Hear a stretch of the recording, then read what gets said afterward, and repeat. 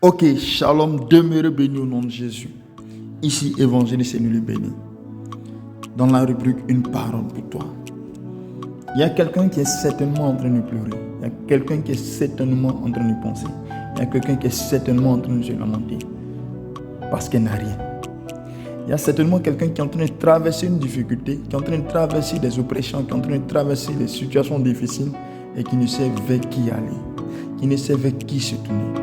La Bible nous dit, dans le livre de Rois 4, la Bible nous parle de l'histoire d'une veuve. De Rois 4, à partir du verset 1 jusqu'au verset 7.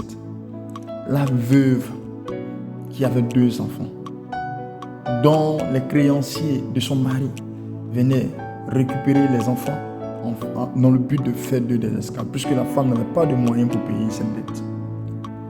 Et la Bible dit qu'elle crie à l'Éternel, elle crie à Dieu, et qu'elle apprend qu'Élisée, le prophète, est dans le secteur. Elle va à la rencontre du prophète, elle explique le problème au prophète, et le prophète lui demande: qu'est-ce que tu as à la maison?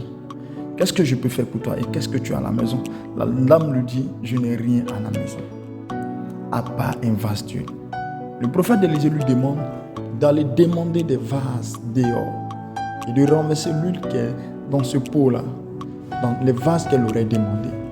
La Bible dit que la femme exécute et à la suite le miracle vient parce que l'huile n'a pas cessé jusqu'à ce que toutes les vases qu'elle a demandées euent été remplis.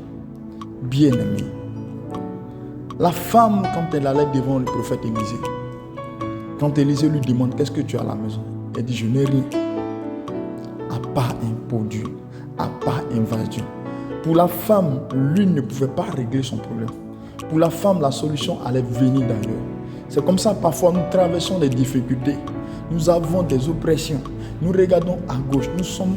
Nos regards sont fixés vers dehors. Nous disons que la solution peut venir de X, de nos parents bien placés, ou bien de quelqu'un d'autre, d'un frère, d'un ami, d'une soeur.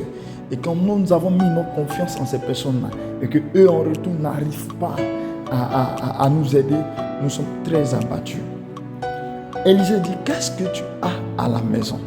Bien aimé, nous voyons que le miracle de la dame est venu de sa maison. Le miracle de la dame est venu de sa maison. La Bible dit que l'huile était dans sa maison. Bien aimé, l'huile peut représenter le métier que tu négliges. L'huile peut représenter la sagesse qui est en toi.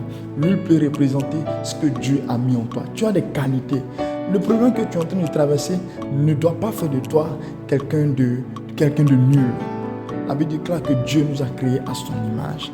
Il a mis des bonnes choses en toi. Tu peux commettre des erreurs, mais tu n'es pas une erreur. Il dit: qu'est-ce que tu as à la maison? La femme peut-être certainement s'attendait à ce que Élisée prie et que l'argent descende du ciel. Mais le miracle a été opéré parce qu'elle a négligé dans sa maison.